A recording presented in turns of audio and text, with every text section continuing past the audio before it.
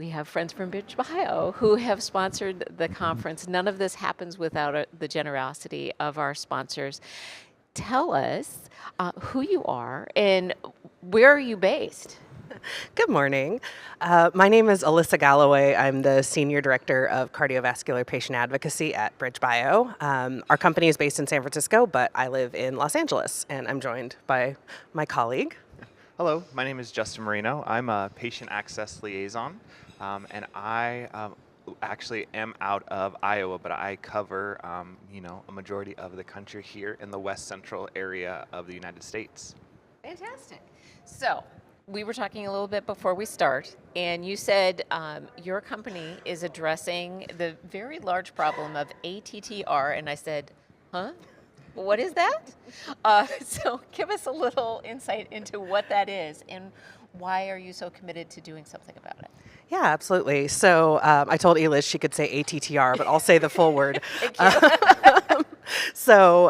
BridgeBio, we work on a few different genetic conditions, but our primary condition that we're working on right now is a disease called transthyretin amyloidosis with cardiomyopathy, or ATTR-CM, which is way easier to say. Yes.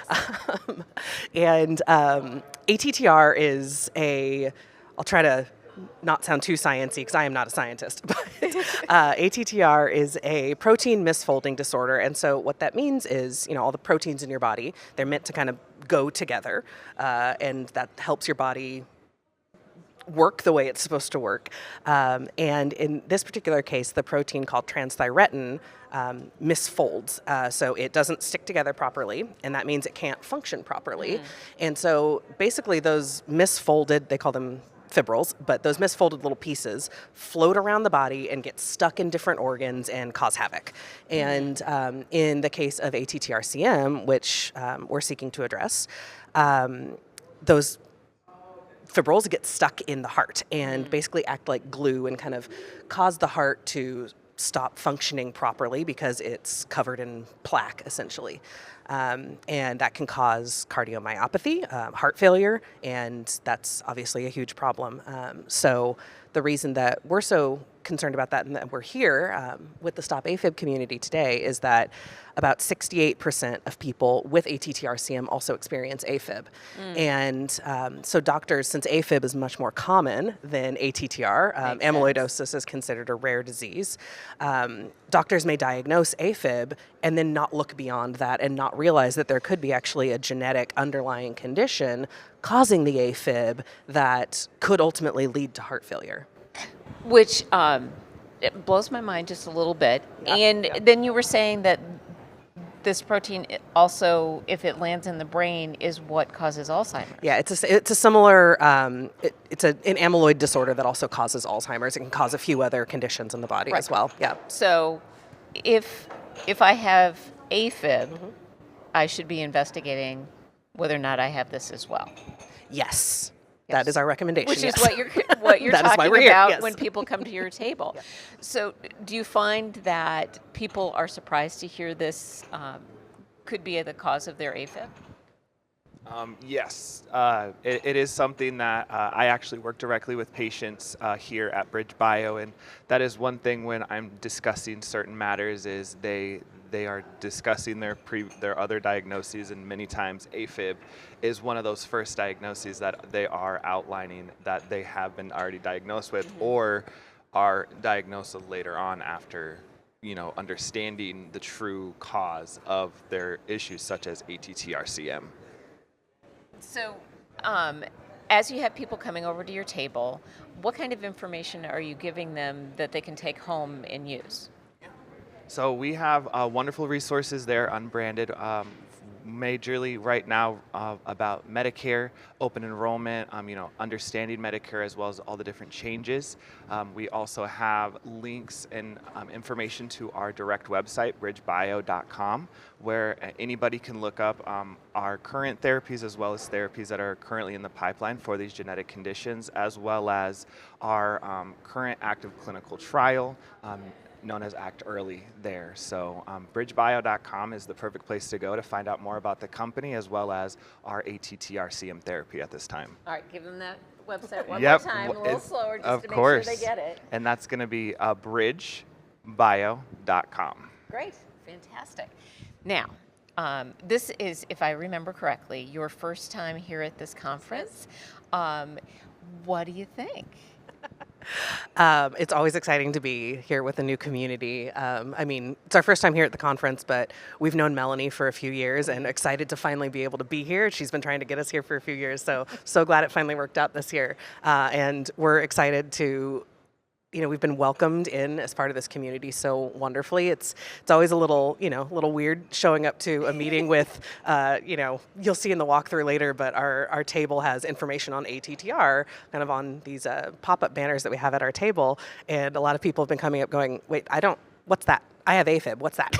Well, which is the point of you being here. It is, exactly. But so it's been really nice to be welcomed in despite having a booth that maybe doesn't look like it fits in so well, but we promise we do have a reason for being here. Yeah. Well, and so we were trying to figure it out. I think this is my 11th. So 13 years of conferences. I've missed two, the first two. And it is really interesting to see how things have evolved over time. And the more information patients have on their own condition, the better advocates they can be for themselves. And I'm a true believer that the more you know, the more control you have. What have you found, since you work directly with patients, what can people do with this information when they go in and talk with their physician? They can, just as you said, advocate for themselves and really be there to say, I have many of these underlying symptoms that go along not just with AFib, but also for ATTR-CM. There are different tests that can be provided, different scans there that they're able to, determine that root cause to see if it is also ATTR-CM. Yeah. So it's really, and there are many areas now that have specific amyloid centers for this. So bridgebio.com also can help find different providers in your area and that treat amyloid, as well as more information on how to detect and speak with your provider regarding this diagnosis, since it is still something that is considered a rare disease, but we're slowly understanding it's more of an underdiagnosed disease. Interesting. Yes. So while not a lot of people have it, there may be many more people Correct. who have it. We just don't Yes. know about it. Exactly. Interesting. Exactly. Interesting. And have you had any of the faculty come over and ask about? We haven't had any of the doctors come over and talk to us yet, but we have had a number of patients come up, and we have an ad in the program book, which you may have seen at home as well.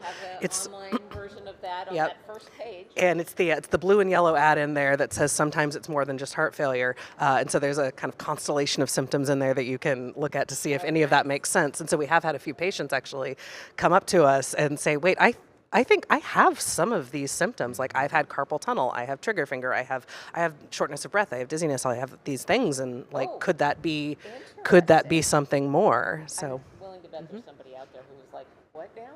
yes. What now? Interesting. So that's a really widespread. I think they're picking me up. I'm Okay. loud. That's a widespread set of symptoms. Yes. But that's what you were saying, that it goes and lands in my finger, and then all of a sudden I have trigger finger.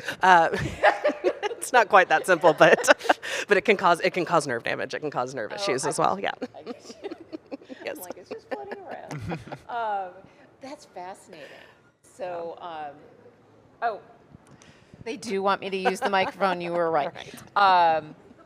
So that is fascinating that it's this wide variety of symptoms that maybe you don't think are connected. but Right. Like, that why would you ever maybe- think I had, and this is to all of you as well, if you've ever had bilateral carpal tunnel on both hands, that's considered a red flag for early signs of ATTR-CM. Really? Yes. So you would never think carpal know a lot of tunnel people could who lead to have heart that. failure. Yeah. But it's less Interesting. common to have it in both hands. And so if you've had it in both hands, maybe go to bridgebio.com and Just investigate a little bit. yeah. Get some tools to talk to your physician. That is fascinating. Actually,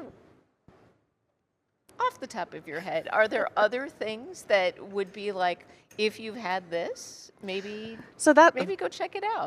the carpal tunnel and trigger finger are kind of the bigger. Those are what we consider red flags rather than like symptoms necessarily, because so many people, anecdotally, I think we know it's about 60%, or we know it's about 60% of people with ATTR experience that. But anecdotally, I have never met a person with ATTR who did not have the bilateral carpal tunnel about 10 years before the rest of their symptoms started. Really? Yeah, and the rest of the symptoms are things that are very similar to AFib, things that are very similar to other heart conditions. You've got shortness of breath, you've got difficulty walking upstairs, you've got different, some GI issues sometimes, and so often, these.